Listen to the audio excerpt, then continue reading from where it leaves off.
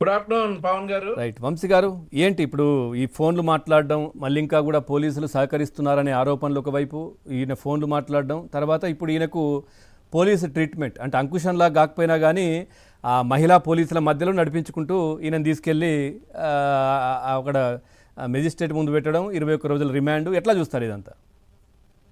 పవన్ గారు good afternoon. Sir నమస్తే. సుబ్బారావు గారికి, కోటేశ్వరరావు గారికి,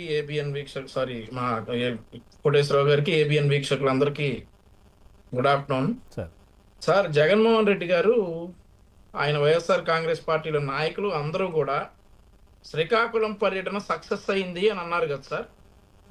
జగన్మోహన్ రెడ్డి గారి శ్రీకాకుళం పర్యటన విజయవంతమైంది అని అన్నారు. జైల్లో ఉన్న ఒకరిని పరామర్శించడానికి వెళ్ళి ఇంకొకరిని జైల్లోకి పంపిస్తే విజయవంతమైనట్ట పవన్ గారు. మరి ఆయన పరామర్శలన్నీ అట్లాగే ఉన్నాయి కదా. అదే ఇప్పుడు వాళ్ళకి కావాల్సింది అదా ఏంటి? వాళ్ళ నాయకులందరూ జైలుకి వెళ్ళటం, వీళ్ళకి సింపతి రావటం కావాలేమో అనేలా దీని మీనింగ్ ఉంది. ఎందుకంటే వాళ్ళందరూ చెప్పుకోవటం, వైఎస్ఆర్ కాంగ్రెస్ పార్టీ వారు అందరూ కూడా జగన్మోహన్ రెడ్డి గారి పర్యటన విజయవంతమైంది అని అంటా ఉన్నారు అందరూ. మరి యాక్చువల్లీ అతని పర్యటన ఏంటంటే జైల్లో ఉన్నటువంటి సీదిరి అప్పలరాజు గారిని పరామర్శించడం అతని పర్యటన. అవును, అది అది జరగకపోగా ఒక వ్యక్తి జైల్లో ఉన్నాడని వెళ్తే ఇంకొక వ్యక్తి ఇప్పుడు జైల్లోకి వెళ్ళాడు. మరి ఇప్పుడు ఏంటి విజయవంతం అంటే నాకు మీనింగ్ ఏంటి? ఏ సుబ్బారావు గారు, మీకు ఏమైనా అర్థమైందా? విజయవంతమైందని అంటా ఉన్నారు, అసలు ఏంటి దీని మీనింగ్ ఏంటి?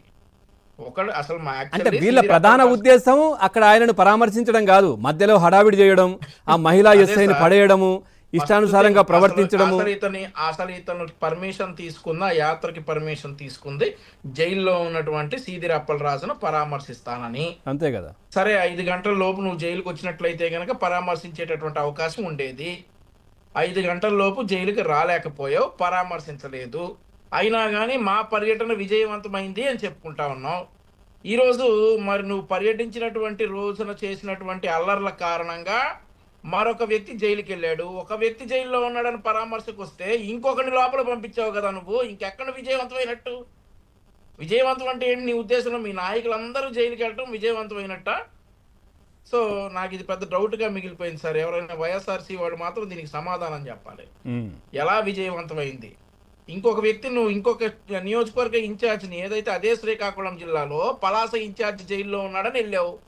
కాదు సార్, ఇప్పుడు ఈ వీడియో చూస్తున్నాను, ఆయన ఏంటది చుట్టూ మహిళలు ఉంటే ఆ పోలీసులు వెళ్తా ఉంటే ఈయన అందరికి అభివాదం చేస్తూ నమస్తే పెడుతూ ఇట్లా పోతున్నాడు. నేను అదే అక్కడికే చెప్తా ఉన్నా.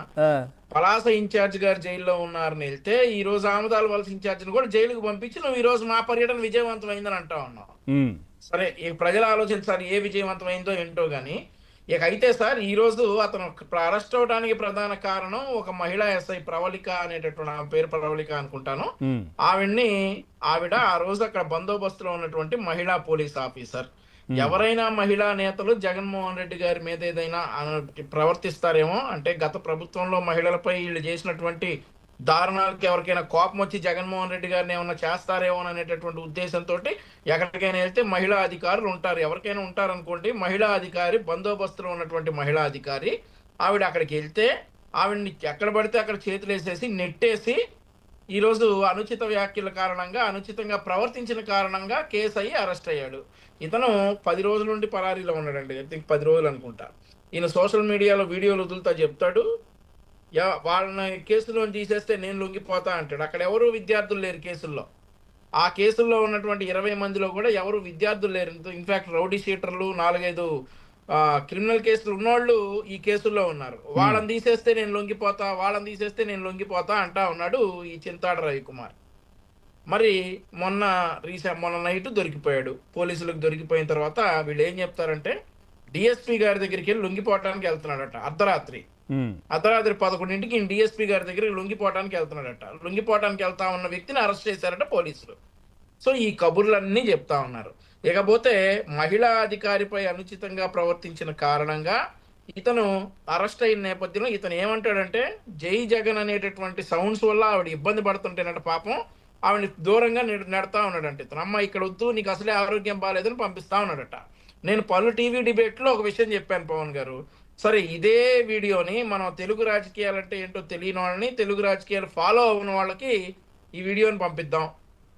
వాళ్ళు గనక ఆ మహిళా అధికారికి హెల్త్ బాగాలేదమ్మా, నువ్వు పాపం పక్కకు తప్పుకో అని చెప్పి చింతాడ రవికుమార్ అంటున్నట్లు ఉంది అని అంటే మరి ప్రభుత్వం కేసులు విత్డ్రా చేసుకోవాలి. లేదు ఆ మహిళా అధికారిపై అసభ్యంగా ప్రవర్తిస్తున్నాడు ఈ వ్యక్తి అని అంటే ఏం చేయాలి అని చెప్పి నేను చాలా మంది వైఎస్ఆర్సీ ప్రతినిధులను అడిగినటువంటి సందర్భం. ఇక ఆ తర్వాత ఇదే విషయంలో కొడాల నాని గారు అంటారు, సార్ అసలు ఎవరు రమ్మన్నారు ఆ మహిళను అక్కడికి, ఆ అధికారిని అక్కడ అంతమంది మగాళ్ళకు ఎవరు రమ్మన్నారని అంటాడు. అది ఆయనకు ఉన్నటువంటి విఘ్నత. అయితే నిన్న అరెస్ట్ అయిన తర్వాత మరి వాహనం అందుబాటులో లేని కారణంగా అతన్ని పోలీస్ స్టేషన్ నుంచి కోర్టు తక్కువ దూరమే కాబట్టి రోడ్డు మార్గాన్ని నడిపించుకు తీసుకురావడం జరిగింది. సో జడ్జి గారు కూడా రిమాండ్ విధించడంతో ఆయనతో పాటు 20 మంది కార్యకర్తలు అంపోలు జైల్లో రిమాండ్ ఖైదీలుగా ప్రస్తుతం ఉన్నారు. పవన్ గారు శ్రీకాకుళం జిల్లా అంపోలు జైల్లో ప్రస్తుతం రిమాండ్ ఖైదీలుగా ఉన్నారు. ఏదేమైనా కానీ ఒక మహిళా అధికారికి ఈ వైఎస్ఆర్ కాంగ్రెస్ పార్టీ వారి నుండి రక్షణ ఉండాల్సినటువంటి పరిస్థితి వచ్చింది. ఇక వీళ్ళ నాయకులు మహిళా భద్రత గురించి, మహిళా సాధికారత గురించి జగన్మోహన్ రెడ్డి నుంచి వీళ్ళ దాకా పెద్ద పెద్ద లెక్చర్లు చెప్తారు.